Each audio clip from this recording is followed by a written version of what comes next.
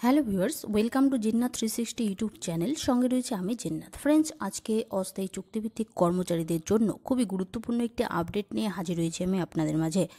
আপনারা যারা অস্থায়ী চুক্তিভিত্তিক কর্মচারী রয়েছেন, পাশাপাশি আইসিডিএস, আশা, সিভিক, ভিআরপি থেকে শুরু করে পৌরসভা, মাদ্রাসা সমস্ত সেক্টরের অস্থায়ী কর্মচারীদের জন্য কিন্তু রয়েছে খুবই গুরুত্বপূর্ণ আপডেট।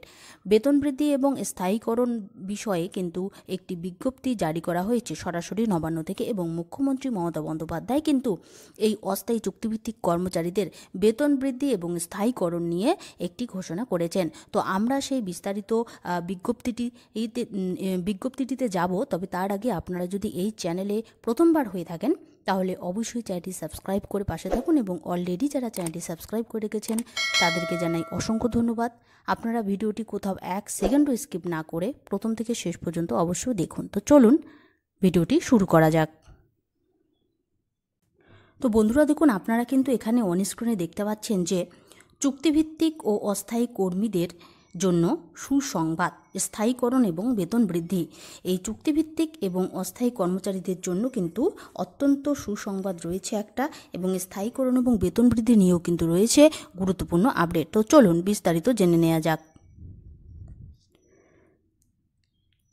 দীর্ঘদিন রাজ্য সরকারের নির্দেশে নানা কাজে নিযুক্ত হওয়া রাজ্যের অস্থায়ী ও চুক্তিভিত্তিক কর্মীর সংখ্যা গোটা রাজ্যে লক্ষাধিক। তাদের দীর্ঘদিন একটাই দাবি যে কাজের স্থায়ীকরণ ও বেতন বৃদ্ধি করা। অবশেষে তাদের জন্য সুসংবাদ আসতে চলেছে।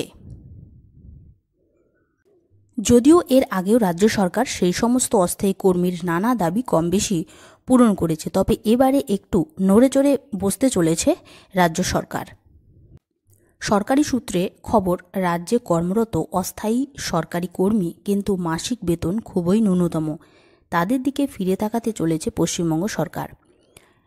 রাজ্যে এমনভাবে কর্মরত আছে সিভিক ভলেন্টিয়ার, আশা, ভিআরপি, আইসিডিএস, পঞ্চায়েত কর্মী, পৌরসভা কর্মী সহ আরও নানা অস্থায়ী কর্মী। তারা প্রতিনিয়ত রাজ্যের নানা প্রকল্পের কাজে জড়িত রয়েছে। এমনকি রাজ্য সরকারের স্বপ্নের প্রকল্প দুয়ারে সরকারে নানা কাজে তাদের নিযুক্ত করা হয়েছে। তাই দীর্ঘ অপেক্ষার পর রাজ্য সরকার এবার ফিরে তাকাতে চলেছে এমন সমস্ত চুক্তিভিত্তিক ও অস্থায়ী কর্মীর দিকে। এদিকে গত বছর রাজ্য অর্থ দপ্তর থেকে জারি করা এক নোটিশে জানিয়েছিল, রাজ্যে কর্মরত অস্থায়ী কর্মীদের তাদের কাজের সময়ের ভিত্তিতে গ্রুপে ভাগ করা হবে। যারা 10 বছরের বেশি সময় ধরে কাজে নিযুক্ত রয়েছে তাদের গ্রুপ সিতে, এবং যারা 10 বছরের কম তাদের গ্রুপ ডিতে ভাগ করা হবে। এমনকি কাজের ভিত্তিতে বেতন সংক্রান্ত নোটিশও জারি করেছিল রাজ্য অর্থ দপ্তর। সেখানে উল্লেখ ছিল, যারা 10 বছরের বেশি সময় ধরে কাজে নিযুক্ত রয়েছে তাদের বেতন 14,000 করা হবে। যারা 10 বছরের নিচে এবং 5 বছরের উপরে কাজের সঙ্গে যুক্ত রয়েছে তাদের 12,000, এবং যারা 5 বছরের কম সময় ধরে কাজে নিযুক্ত রয়েছে তাদের বেতন 10,000 করে দেওয়া হবে। সোসাইটি অডিট কাজের সঙ্গে যুক্ত থাকা ভিআরপিদের অবস্থা খুবই শোচনীয়। তারা মাসে 5,250 টাকায় সংসার চালাতে পারে না। কাজেই তাদের বেতন অবিলম্বে বাড়ানো দরকার।